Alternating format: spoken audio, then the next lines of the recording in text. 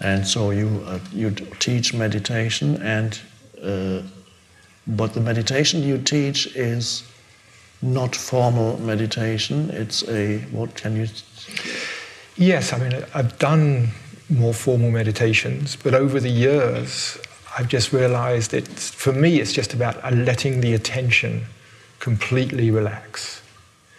Because all the time we're engaged in thought, the mind becomes slightly tense, slightly constricted. You can always feel the consciousness just focusing. And to me, meditation is just is letting that go.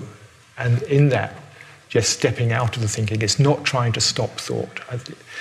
I know when I first got involved in meditation years ago, it was like I read all these books and thought it was going to take a lot of effort, a lot of concentration, and maybe after many lifetimes you will finally reach nirvana or cosmic consciousness or whatever it was the book was talking about. And I think we all did. We all had these very complex ideas of what it was about, what awakening was about.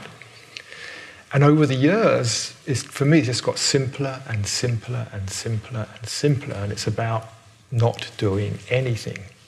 But the mind wants to do something, wants to get involved, it wants to follow this, it wants to get there. And so I'm just interested in helping people spot, just to sit. I call it sometimes just noticing what is. And just to notice when that slightest bit of trying comes in, that slightest bit of wanting, it's like, oh, this isn't quite as good as yesterday. Maybe if I just sort of actually did this, or maybe if I just relaxed a bit more. Now, if I just relaxed it. But even that is like that very slight bit coming in. And so I just get people to say, well, just include that. That's also part of the present. The most insidious thoughts in meditation are the ones that are about the meditation. We can recognize the thoughts that say, oh, I must remember to buy this, and if so-and-so calls tomorrow, what should I say? And what I did yesterday, that was really neat. That was nice. I like that. Those thoughts we recognize, but in the thoughts that say, okay, this is okay. I wonder how much longer I've got to do here. And those little thoughts, and just say, that's also part of what is. And even when there's that, what I find happens is, there can be a very slight holding or resistance that comes in, which is just resisting the present in some way. Yes. The very idea that I am doing a meditation, I become an obstacle. Yeah. Because that comes in between you and simply being, recognize that beingness. So often the technique becomes the obstacle rather than the opening. Yeah. So in a way, there's no technique in your meditation. Right.